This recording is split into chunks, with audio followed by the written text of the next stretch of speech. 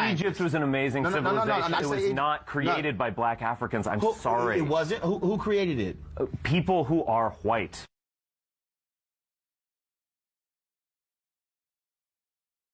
So if man originated in Africa, which means that they were Africans, then all of a sudden when you talk about the amazing works of the Egyptians, they were people of color. I know that's a little rough for you to handle, but I know you want to hold on to that, somehow thinking whites built the pyramids. But I'm trying to understand. Yeah, we did. No, you didn't. No, you didn't. Because, first of all, they were building things in Egypt while white Europeans were still in caves. That's a fact. That's a fact. Absolutely true. First of all, the greatest genius when it came to the building of the pyramids, do you know what those are white people, by the way. Who are white people? The Egyptians are not African. I'm sorry. Do you know where Egypt is? Yes, it's in North Africa. Many of the early archaeologists came to the study of ancient Egypt and ancient Nubia from the perspective of Semitic languages or the study of the Hebrew Bible, and it was very important to them to bring Egypt specifically into the sphere of biblical studies. And so they had to carve Egypt away from Africa to bring it into that sphere. And the way that they did that was they used race. So these early archaeologists effectively made ancient Egypt white in the sense that they made it part of a dominant Western culture, and ancient Nubia was separated from that. It was black.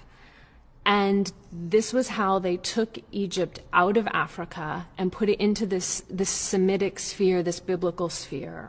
And that is also one of the reasons why we are taught that Egypt is not in Africa. Egypt is supposedly in the Middle East. There's no such thing as the Middle East.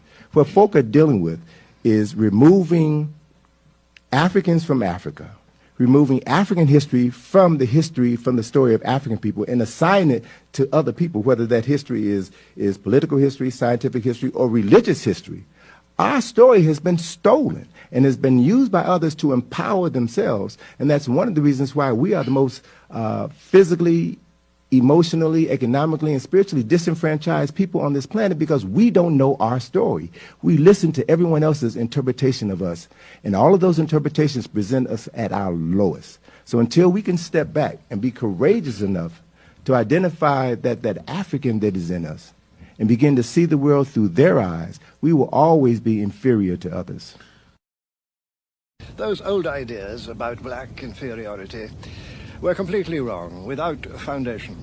As it happens, modern science has given us a vast fund of new and reliable knowledge which shows that the black peoples do indeed have a history of their own, as rich and strange, as long and sometimes surprising as any major branch of the human family.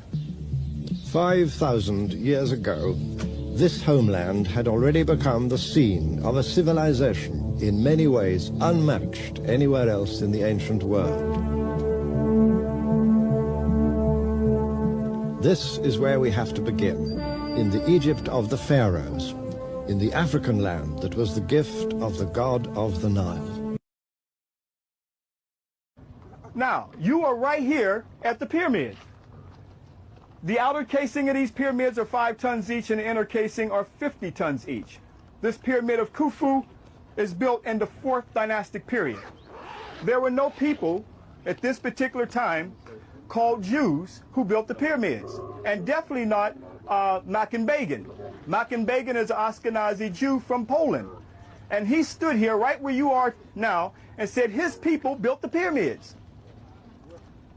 But he's able to tell the world that because of the power that they have inflicted upon other people to force that story on other people.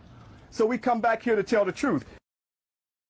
But the discovery of the tombs of the pyramid builders reconstruct history and tell us that the builders of the pyramids were Egyptians and the builder of the pyramids were not slaves. The Western concept that these were built by slaves that were badly treated has to be abandoned. And no, it was not built by Jews when they were enslaved in Egypt. Jews were never enslaved in Egypt. Jewish scholars are beginning to acknowledge that historical reality. So if the Jews were enslaved in Egypt and the pyramid was built 2400 BC before Abraham was born, then how can the Jews create something before they came into existence? When you study our story, our history, you realize that other people's story just does not hold up. And that in and of itself is a mind-freeing experience. So we come back here for an eyewitness account, and let's go up closer so we can feel the stones and touch it, because you're actually feeling the stones, the master builders of your ancestors who built this. And I'm saying somebody knows something about us that we don't know about ourselves and definitely don't want us to know.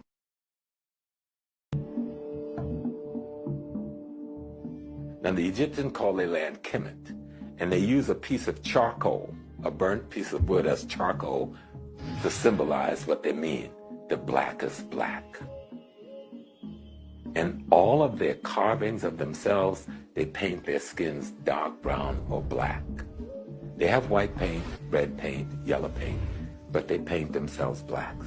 How anyone in the world, with so much information available for the public to see, can even be under any illusions that the Egyptian was even light-skinned?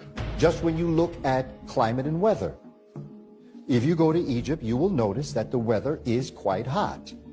And you will notice that it is almost impossible to be able to be outside dressed the way the carvings on the walls are as it relates to the people, because you would get melanoma before we even knew melanoma existed. So they could not have been depigmented or less pigmented. They have to have been heavily pigmented. So what we have then is various eyewitness descriptions where people visited Egypt and they left an account of the Egyptians in their texts.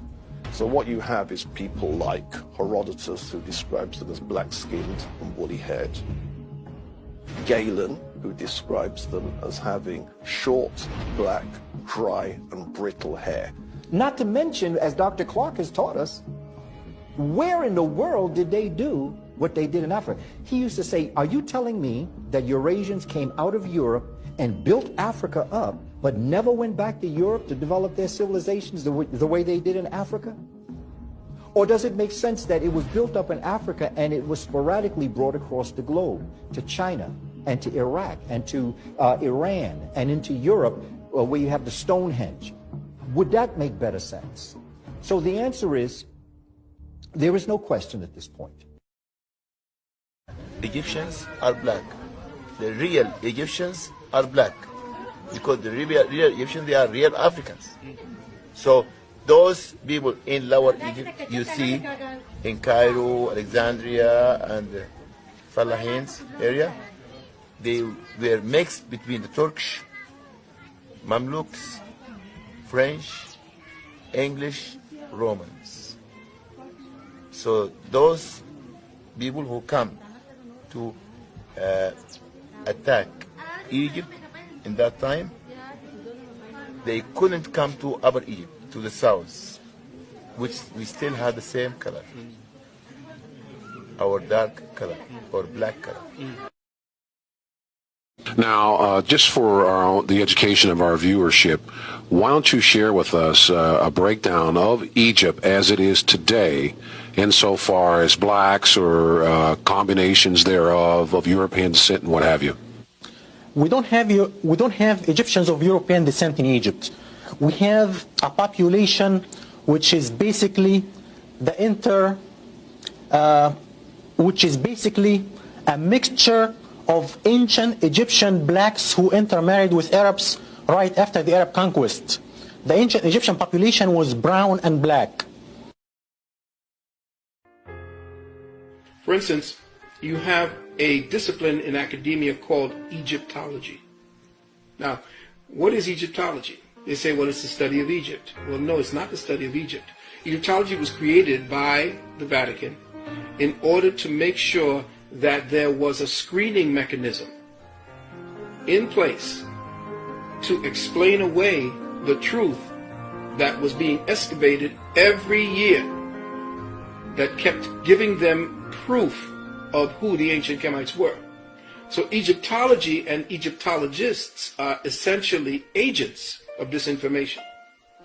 Where else do you see a society, a people, and a way of life actually become a science.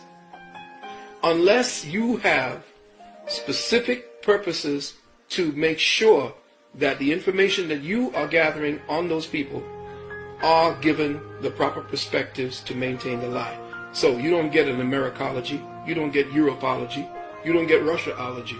Richard Pryor, right? When he had his special back in 1977, there's a scene. They only allowed him to do 5 shows. In fact, they were rather ignorant because it took them 5 shows to realize what the brother was really doing.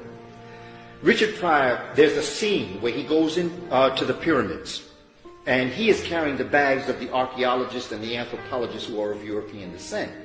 And they're talking amongst themselves about what this find is and its importance, the greatness of it.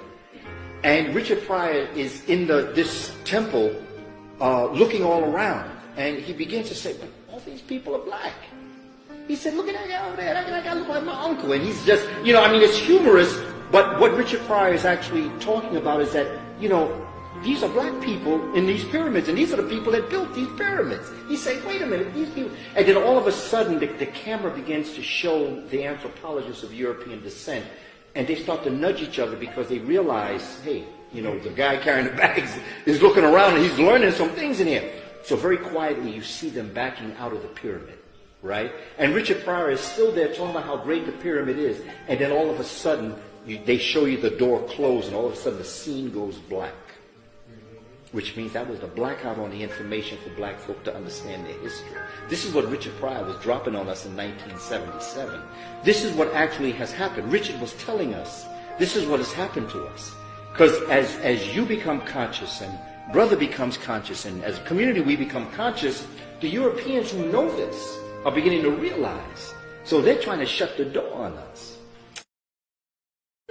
After visiting Egypt, white scholar Count Constantine Duvall wrote, "Just think, the race of black men today, our slave and object of our scorn, is the very race to which we owe our arts, sciences, and even the use of speech."